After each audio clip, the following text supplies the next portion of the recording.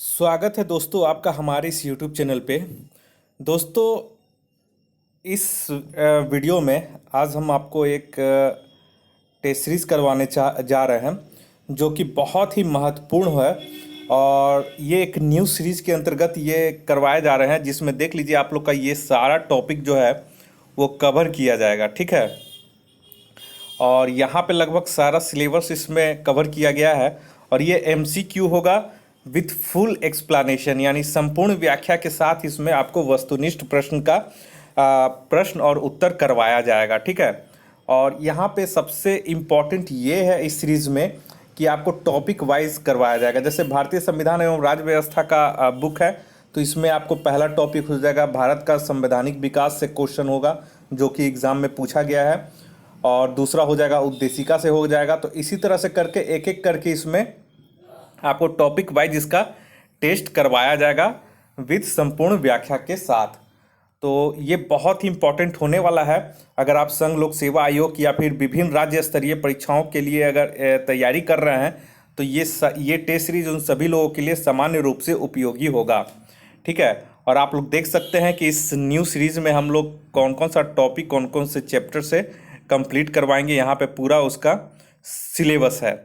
तो इसी वजह से हम कह रहे हैं कि अगर आप हमारे इस चैनल पे पहली बार विजिट कर रहे हैं, तो कृपया करके आप हमारे इस चैनल को जल्द से जल्द सब्सक्राइब कर लें और इसका लाभ उठाएं। और करंट अफेयर्स का जो सीरीज मैं चला रहा हूँ वो स्टार्ट हो चुका है हमारे यूट्यूब चैनल पे, आप लोग उसे भी देख सकते हैं। तो यहाँ पे देख लीजिए, ये सारा कुछ है, बहुत ही इंपॉर्टेंट टॉपिक वाइज है। तो आप लोग बहुत दिनों से डिमांड कर रहे थे कि सर टॉपिक वाइज भी टेस्ट सीरीज चलाया जाए, तो आज उसकी शुरुआत मैं कर रहा हूँ इस वीडियो के माध्यम से। और इसका जो पहला चैप्टर है, पहला जो है ये है भारतीय संविधान एवं राज्य व्यवस्था से हम करवाने जा रहे हैं, जिसमें पहला जो टॉपिक है यहाँ पे देख सकते हैं भारत का संवैधानिक विकास से। यहाँ पे हम बहुत ही महत्वपूर्ण प्रश्नों की चर्चा करेंगे संपूर्ण व्याख्या के साथ। तो चलिए ज़्यादा समय न लेते हुए शुरू करते हैं टेस्ट नंबर 1 भारतीय संविधान और राज्य व्यवस्था से। चलिए, यहाँ पे हमारा अध्याय 1 खुल गया है और यहाँ का आज का जो टेस्ट का टॉपिक है वो है भारत का संवैधानिक विकास। ठीक है, इससे रिलेटेड क्वेश्चन आंसर हम लोग देखते हैं। तो अगर आप लोग ये टेस्ट सीरीज देख रहे हैं तो कॉपी पेन लेकर बैठे, क्योंकि इसका जो एक्सप्लेनेशन जो मैं करूँगा वो कहीं कहीं इंपॉर्टेंट होगा, तो वो साथ में ही आप नोट करते जाइएगा। चलिए, पहला क्वेश्चन आइए। पहला क्वेश्चन बोल रहा है, निम्नलिखित में से किस अधिनियम के द्वारा कलकत्ता में सर्वोच्च न्यायालय की स्थापना की गई थी। तो यहाँ पे बोल रहा है किस अधिनियम के द्वारा, तो इसका सही आंसर हो जाएगा ऑप्शन ए, रेगुलेटिंग एक्ट 1773। लेकिन अगर क्वेश्चन में पूछेगा कि कब कलकत्ता में सर्वोच्च न्यायालय की स्थापना की गई थी, तो इसका आंसर हो जाता 1974। तो यहाँ पे नोट कर लीजिए आप लोग, रेगुलेटिंग एक्ट 1773 के द्वारा 1774 ईस्वी में कलकत्ता में एक सर्वोच्च न्यायालय की स्थापना की गई थी और सर एलिजा इम्पे इसके प्रथम मुख्य न्यायाधीश नियुक्त किए गए थे। इसके प्रथम न्यायाधीश कौन नियुक्त किए गए थे, तो सर एलिजा इम्पे। नेक्स्ट आइए क्वेश्चन नंबर 2 में।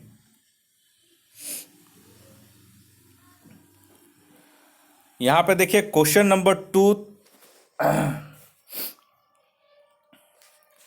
क्वेश्चन नंबर यहाँ पे थोड़ा सा ये प्रिंट करते स्कैन करते समय थोड़ा सा टेढ़ा हो गया, तो इस क्वेश्चन को केवल 2 नंबर को के लिए आप थोड़ा सा मैनेज कर लीजिएगा। 2 नंबर क्वेश्चन बोल रहा है कि भारतीय शासन व्यवस्था में प्रतिनिधि एवं लोकप्रिय घटक को समाविष्ट करने का प्रथम प्रयास किस अधिनियम के द्वारा किया गया। तो दूसरा का यहाँ पे जो सही आंसर हो जाएगा वो हो जाएगा ऑप्शन ए, भारतीय परिषद अधिनियम 1861। ठीक है,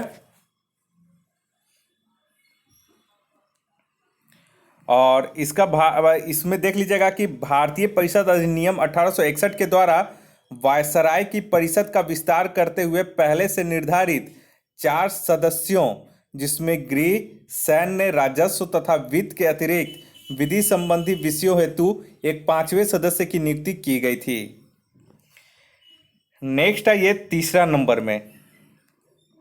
तीसरा नंबर क्वेश्चन बोल रहा है, निम्नलिखित में से किस अधिनियम के अंतर्गत भारतीय विधान परिषद को बजट पर चर्चा करने की शक्ति प्राप्त हुई? बहुत इंपॉर्टेंट क्वेश्चन है। तो तीसरा का यहाँ पे इसका सही आंसर हो जाएगा ऑप्शन बी, भारतीय परिषद अधिनियम 1892। भारतीय परिषद 1892 के द्वारा वायसराय की परिषद में सदस्यों की संख्या बढ़ा दी गई और परिषद के कार्यों का विस्तार कर दिया गया। इसके अंतर्गत परिषद के सदस्यों को बजट पर चर्चा करने की शक्ति प्रदान की गई, परंतु उन्हें मतदान का अधिकार प्राप्त नहीं था। अप्रत्यक्ष निर्वाचन पद्धति का आरंभ किया जाना इसी अधिनियम का एक प्रमुख विशेषता थी। तो यहाँ पे दो कार्य हुआ था, एक बजट पर चर्चा करने की शक्ति प्रदान की गई थी और अप्रत्यक्ष निर्वाचन पद्धति का भी आरंभ इसी अधिनियम के तहत किया गया था, 1892 अधिनियम के तहत। नेक्स्ट आइए चौथे नंबर क्वेश्चन में। चौथा में यहाँ पे आपको मिलान करना है, सूची 1 तथा सूची 2 को सम्मिलित कीजिए। ठीक है, तो यहाँ पे आप लोग देख लीजिए, इसका जो सूची हम लोग देख लेते हैं। ठीक है, तो यहाँ पे देखिए नियंत्रक मंडल की स्थापना। ठीक है, तो ए का यहाँ पे आपका इसका सही आंसर हो जाएगा ऑप्शन बी। ठीक है, तो ए का यहाँ पे हो जाएगा 2, पिट्स इंडिया एक्ट 1784। सर्वोच्च न्यायालय की स्थापना कब हो जाएगा, तो अभी आप लोग को बताए हैं। तो बी का हो जाएगा 1, रेगुलेटिंग एक्ट 1773, बी का 1। ईसाई मिशनरियों को भारत में कार्य करने की अनुमति, तो सी का यहाँ पे हो जाएगा तीसरा, चार्टर अधिनियम 1813। और लास्ट है गवर्नर जनरल की परिषद में कानूनी सदस्य की नियुक्ति, तो इसका आपका हो जाएगा चौथा, चार्टर अधिनियम 1833।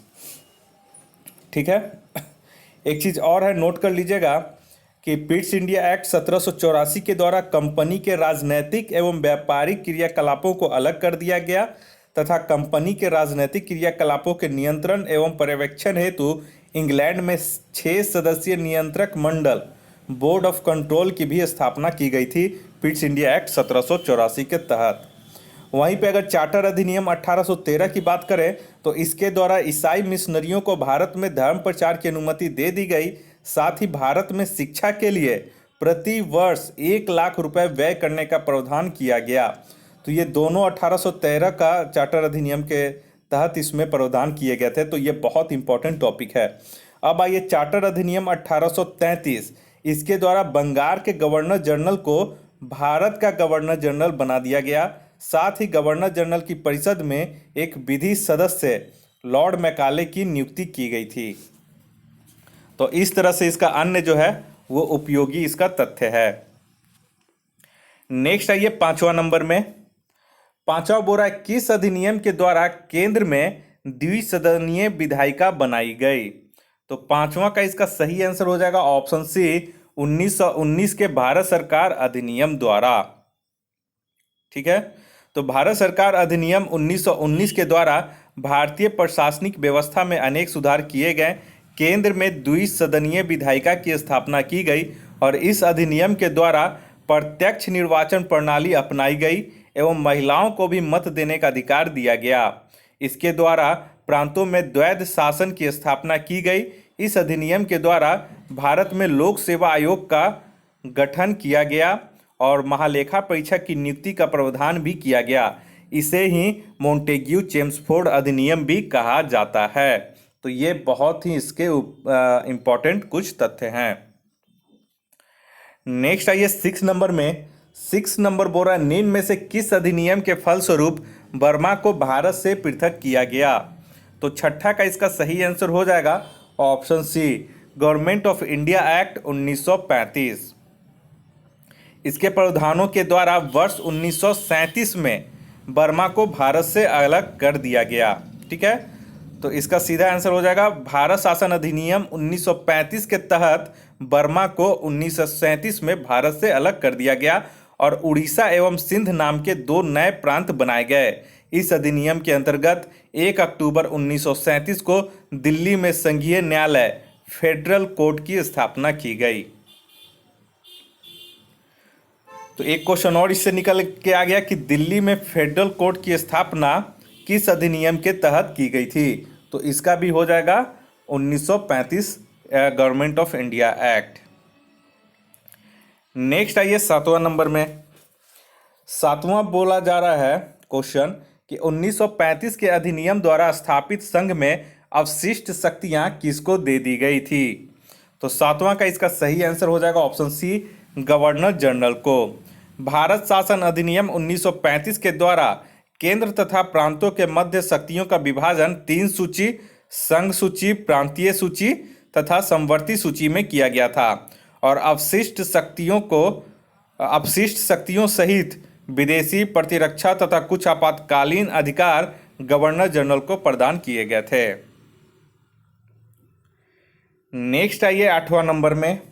8वां नंबर बोल रहा है कि अखिल भारतीय संघ स्थापित करने का प्रावधान शामिल किया गया था। तो इसका जो ऑप्शन देख लीजिए, ठीक है।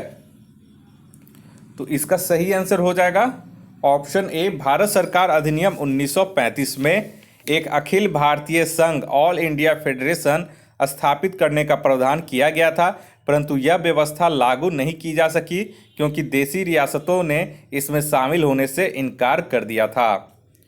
नेक्स्ट आइए क्वेश्चन नंबर 9। क्वेश्चन नंबर 9 बोला राष्ट्रपति को अध्यादेश जारी करने की शक्ति किस अधिनियम के द्वारा दी गई है? तो 9 का इसका सही आंसर हो जाएगा ऑप्शन बी, भारत सरकार अधिनियम 1935 के तहत। तो भारतीय संविधान में राष्ट्रपति द्वारा अध्यादेश निर्गत करने की शक्ति भारत सरकार अधिनियम 1935 की धारा 42 से प्रेरित है। वर्तमान में यह शक्ति संविधान के अनुच्छेद 123 के अंतर्गत राष्ट्रपति को प्रदान की गई है।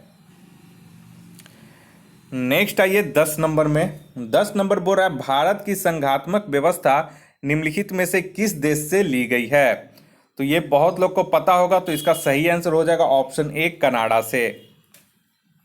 और कनाडा के संविधान में केंद्र राज्यों की तुलना में अधिक सशक्त है।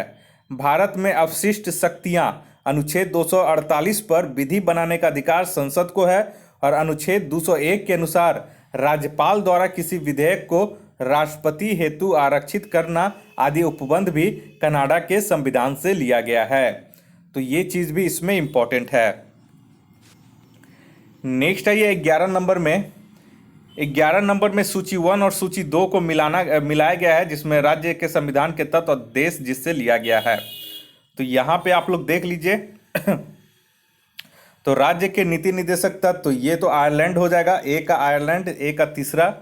और जो मूल अधिकार है वो संयुक्त राज्य अमेरिका से लिया गया है, ठीक है।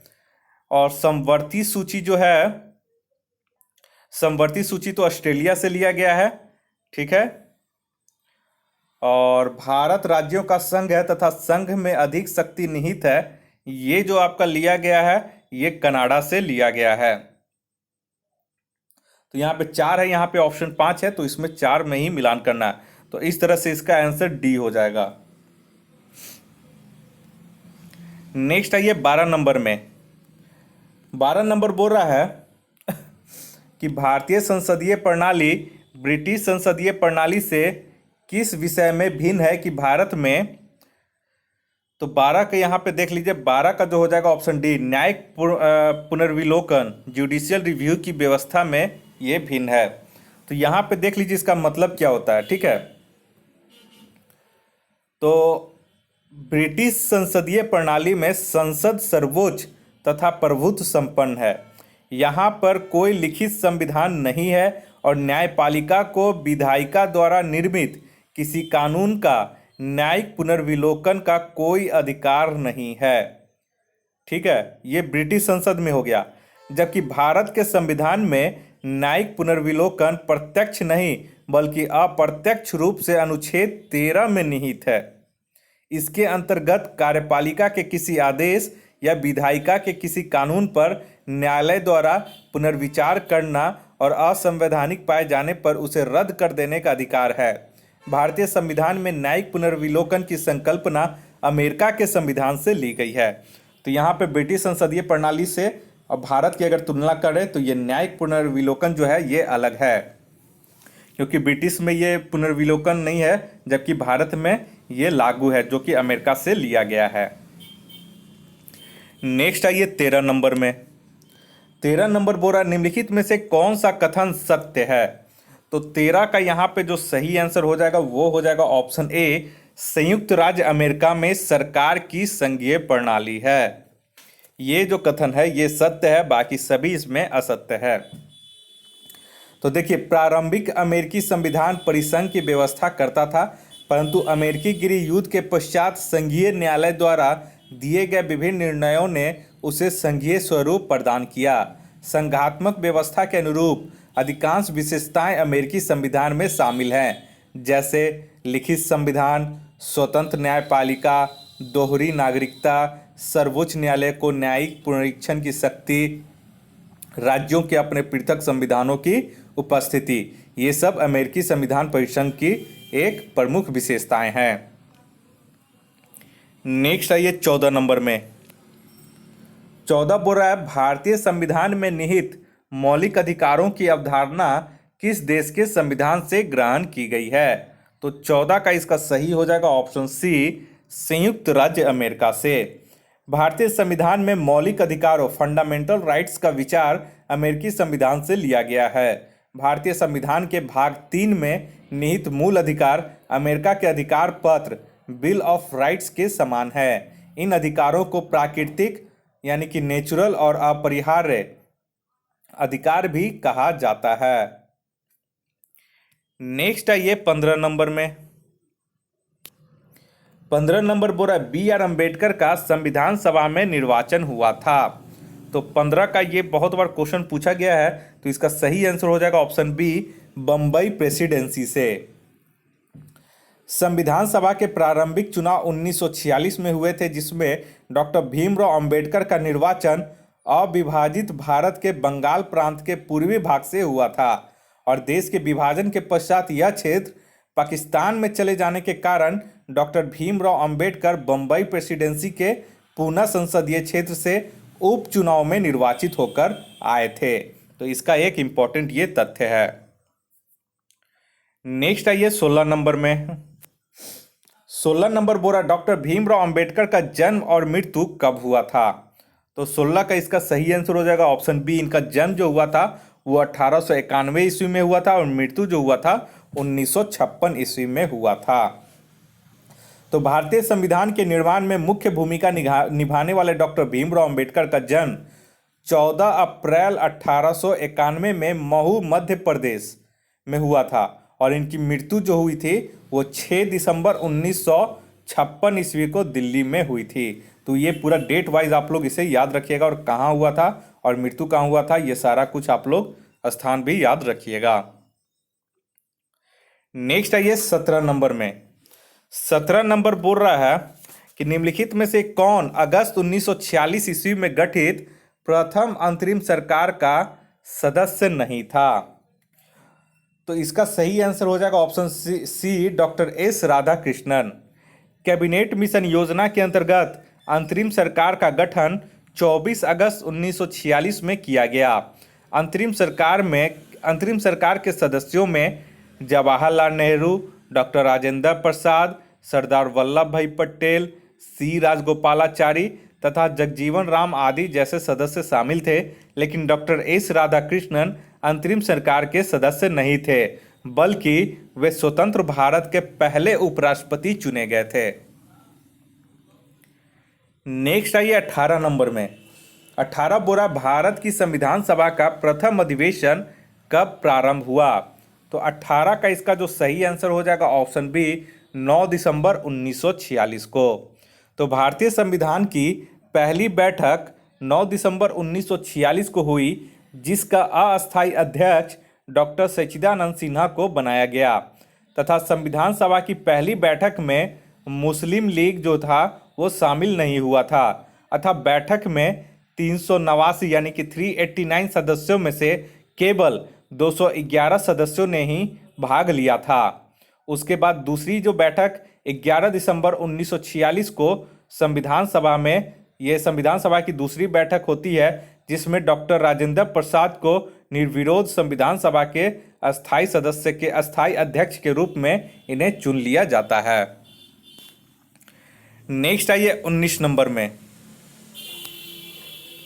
19 नंबर बोल रहा है कि संविधान सभा के समक्ष संविधान की प्रस्तावना किसने प्रस्तुत की? तो 19 का इसका सही आंसर हो जाएगा ऑप्शन ए, जवाहरलाल नेहरू ने।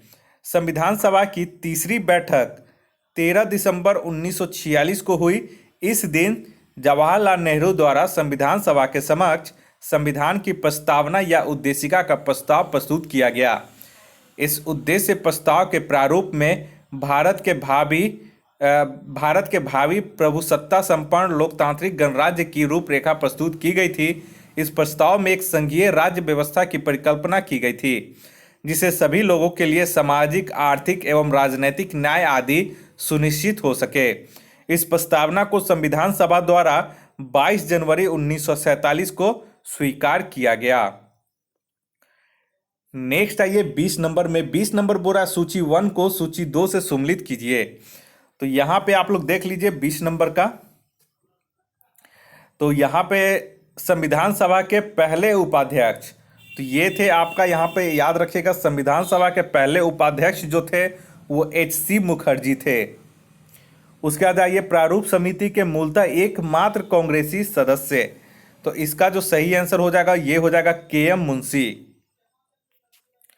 ठीक है, यानी कि आपका ए का जो हो जाएगा वो 4 हो जाएगा, बी का जो है वो हो जाएगा आपका 3, और यहाँ पे देख लीजिए सी बोरा राजस्थान की रियासतों का प्रतिनिधित्व करने वाले संविधान सभा के सदस्य कौन थे? तो इसका हो जाएगा वीटी कृष्णमाचारी 1 नंबर। ठीक है, उसके बाद हो जाएगा संघ संविधान समिति के अध्यक्ष, तो इसके हो जाएंगे डॉक्टर जवाहरलाल नेहरू। तो इस तरह से इसका जो हो जाएगा आपका ये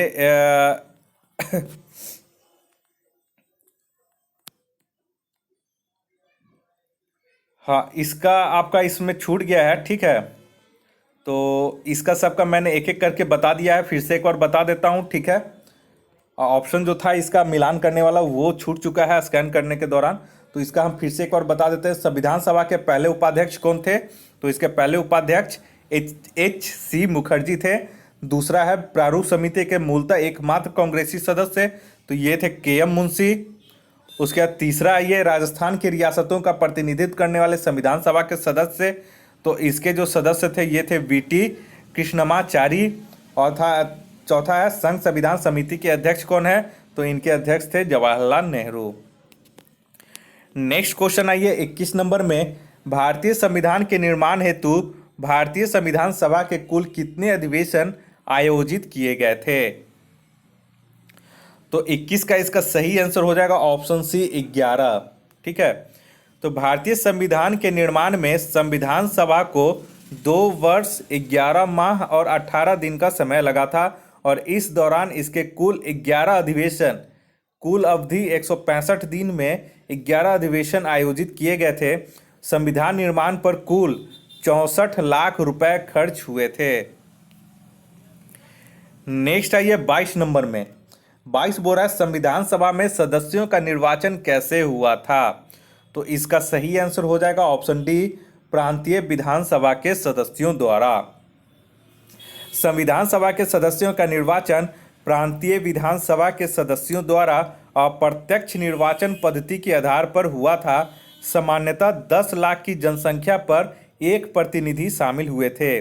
संविधान सभा के लिए इनमें चुना गया था तथा स्थानों का जो आवंटन था वो प्रत्येक प्रांत में उनकी जनसंख्या के आधार पर किया गया था। नेक्स्ट आइए 23 नंबर में। संविधान सभा के कानूनी सलाहकार कौन थे? तो 23 का इसका सही आंसर हो जाएगा ऑप्शन सी, BN राव।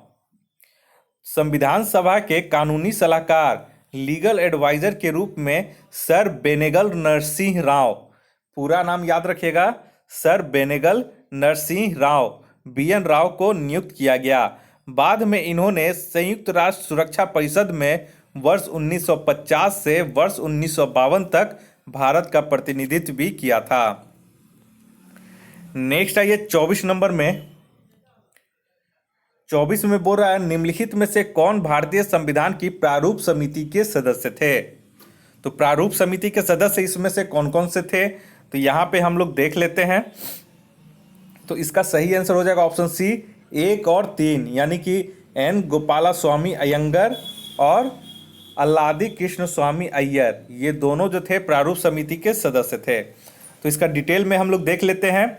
संविधान सभा की प्रारूप समिति ड्राफ्टिंग कमेटी का गठन 29 अगस्त 1947 को किया गया। इस समिति के अध्यक्ष डॉक्टर भीमराव अंबेडकर थे तथा इनके अतिरिक्त इस समिति में 6 अन्य सदस्य भी शामिल थे। भीमराव अंबेडकर के अतिरिक्त 6 अन्य सदस्य, अगर टोटल पूछेगा तो भीमराव अंबेडकर को लगा करके टोटल 7 सदस्य इसमें शामिल थे। तो ये जो डॉक्टर भीमराव अंबेडकर तो इसके अध्यक्ष थे और 6 अन्य सदस्य थे, उनका नाम इस प्रकार है। पहला है एन गोपाला स्वामी अयंगर, दूसरे हैं के एम मुंशी, तीसरा है अल्लादी कृष्ण स्वामी अय्यर, चौथा है सैयद मोहम्मद सादुल्ला, पांचवें हैं बी एल मित्र, ठीक है, और छठे हैं डीपी खेतान। यहाँ पे नोट कीजिएगा 2 चीज़ कि बी एल मित्र जो थे इन्होंने स्वास्थ्य कारणों से त्यागपत्र दे दिया था और उसके पश्चात इनके जगह एन माधव राव को इस पद पर शामिल किया गया। और उसके बाद डीपी जो खेतान है छठे, इनकी मृत्यु के पश्चात फिर इनके पद पर टी कृष्णमाचारी ने संभाला था इनका पद। तो 2 लोगों का इसमें फेरबदल किया गया था बाद में। नेक्स्ट आइए 25 नंबर में। 25 बोल रहा है भारतीय संविधान को 26 नवंबर 1949 को किसके द्वारा अधिनियमित किया गया। तो 25 का इसका सही आंसर हो जाएगा ऑप्शन ए, संविधान सभा द्वारा। भारतीय संविधान का प्रारूप 26 नवंबर 1949 को तैयार हुआ, जिसे संविधान सभा के सदस्यों द्वारा 26 नवंबर 1949 को अंगीकृत, अधिनियमित और आत्मार्पित किया गया। संविधान के प्रारूप पर संविधान सभा के कुल 299 सदस्यों में से उपस्थित 284 सदस्यों द्वारा हस्ताक्षर किए गए थे तथा संविधान के कुछ प्रावधान इसी दिन लागू किए गए थे, जैसे राष्ट्रपति का निर्वाचन, नागरिकता तथा निर्वाचन संबंधी प्रावधान आदि। नेक्स्ट आइए 26 नंबर में। 26 बोल रहा है किस वर्ष में जन गण मन को भारत के राष्ट्रगान के रूप में अपनाया गया। तो 26 का इसका हो जाएगा ऑप्शन सी, वर्ष 1950 ईस्वी में। जन गण मन की रचना रविन्द्रनाथ टैगोर द्वारा वर्ष 1911 में की गई थी। इसे संविधान सभा द्वारा राष्ट्रगान के रूप में 24 जनवरी 1950 को अपनाया गया। राष्ट्रगान के गायन का समय 52 सेकंड होता है। जनगण मन को पहली बार वर्ष 1911 में भारतीय राष्ट्रीय कांग्रेस के कलकत्ता अधिवेशन में गाया गया था, जिसकी अध्यक्षता बिशन नारायण धर ने की थी। नेक्स्ट आइए 27 नंबर में। 27 बोरा निम्नलिखित में से संघ संविधान समिति का अध्यक्ष कौन था। तो 27 का इसका हो जाएगा ऑप्शन सी, जवाहरलाल नेहरू। संघ संविधान समिति के अध्यक्ष जवाहरलाल नेहरू एवं मूल अधिकार उप समिति के अध्यक्ष जेपी कृपलानी थे। डॉक्टर भीमराव अंबेडकर प्रारूप समिति के अध्यक्ष थे, जबकि अल्लादी कृष्ण स्वामी अय्यर प्रारूप समिति के एक सदस्य थे। नेक्स्ट आइए 28 नंबर में। 28 बोरा संविधान को 26 जनवरी के दिन लागू करने का निर्णय इसलिए लिया गया क्योंकि। तो 28 का इसका सही आंसर हो जाएगा ऑप्शन ए, कांग्रेस ने इस तिथि को वर्ष 1930 में स्वतंत्रता दिवस के रूप में मनाया था।